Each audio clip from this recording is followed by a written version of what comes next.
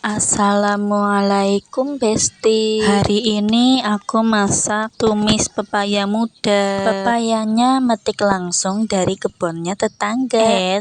Tapi bukan nyolong ya Besti. Pemiliknya sendiri yang pernah bilang, Mbak mau masak pepaya muda, metik aja ya. Gitu Besti, jadi aman ya. Kebunnya ada di samping rumahku pas, jadi gampang deh metiknya, tinggal pakai kayu atau bambu aja disundul langsung jatuh deh. Buah pepayanya yang ada di pohon itu ada 2. Pertama aku metik ternyata udah setengah mateng, jadi aku bikin sambal aja nanti buat dicocol. Nah buah pepayanya kan tinggal 1 lagi tuh di pohon, aku petik lagi. Nah untung masih muda, jadi langsung aku tumis aja. Seperti biasa ya Besti, temenin masak sambil nanti aku ceritain cerita horor nyata. Kali ini aku mau cerita saat itu aku masih SD, kayaknya kelas 1 deh. Waktu aku masih kecil itu rumahnya masih rumah dabak.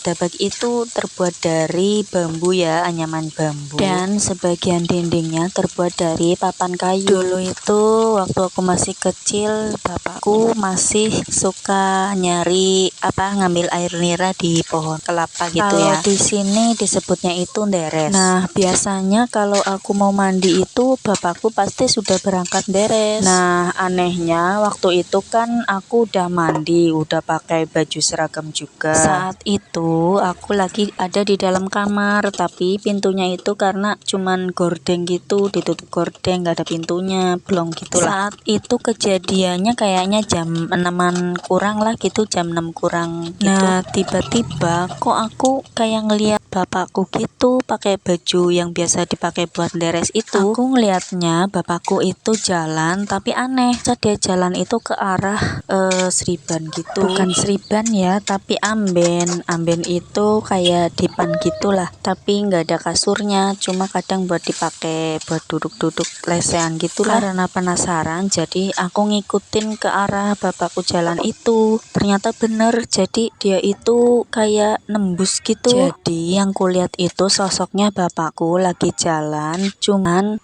tubuhnya itu kayak transparan gimana sih, jadi kelihatan itunya tembok-tembok kayunya gitu. Jadi pas aku ikutin nyampe dipan itu, ternyata aku cari-cari udah nggak ada, udah menghilang. Dari situ bengong lah, aku mikir aku lagi halusinasi apa gimana ya. Tapi karena saat itu masih kecil, masih anak kecil gitu, jadi udah nggak dipikirin. Habis itu ya udah sibuk dengan kegiatan mau berangkat sekolah aja, ketemu sama ibu juga nggak bilang apa-apa, jadi biasa aja gitu, nggak takut. Mungkin karena saking polosnya ya, karena masih kecil. Nah Besti, aku juga pernah tuh lihat lagi satu lagi cerita pas aku masih kecil juga, lagi tidur gitu kebangun, tapi nanti ya aku ceritain di part selanjutnya. Terima kasih Besti.